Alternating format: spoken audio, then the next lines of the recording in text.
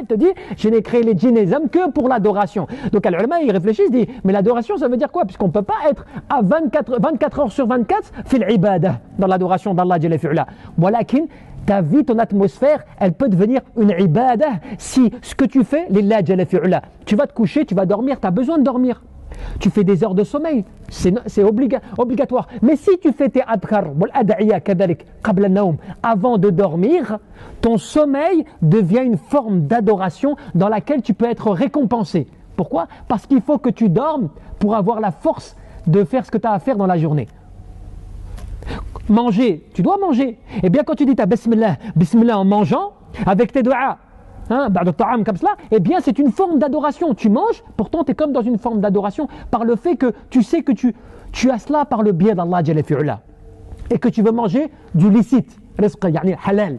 Donc à partir de là tu manges parce que tu en as besoin, pas dans l'excès, mais tu manges. C'est pas tu vas manger plusieurs tacos dans la journée, tu vas dire bah alhamdulillah, c'est la ibada, tu vois? Non, c'est pas dans ce sens-là. Tu manges ce dont tu as besoin. Tu manges ce qui va te convenir pour avoir de la force, mais cela tu le fais en invoquant Allah Jalla fi'ula. Au point même que le prophète, parce que tu vas me dire oui, mais attends, c'est une exagération. Non, le prophète sallallahu alayhi wa sallam fait le hadith sahih. Il te dit même la cuillère, écoutez bien, la cuillère que tu donnes dans la bouche de ta femme, sadaqa, c'est une aumône. Est-ce qu'une sadaqa, c'est pas une ibada? Je donne une cuillère de quelque chose à mon épouse, cela devient une sadaqa. Subhanallah. La relation intime, pourquoi? Parce que les sahaba se sont étonnés, Ya Rasulullah, jusqu'à cela même. Bah oui, parce que quand tu fais cela dans le haram, dans l'illicite, est-ce que tu prends des péchés? Oui. Et bien quand tu fais cela dans le licite, eh bien, tu as une forme de hasanat. Subhanallah. Tu vois? En fait, tu te rends compte que même en dehors des choses de la prière, du jeûne, du ramadan, des choses comme cela, eh bien tu peux rentrer dans des choses de ta vie tous les jours. Eh bien, tu vas travailler.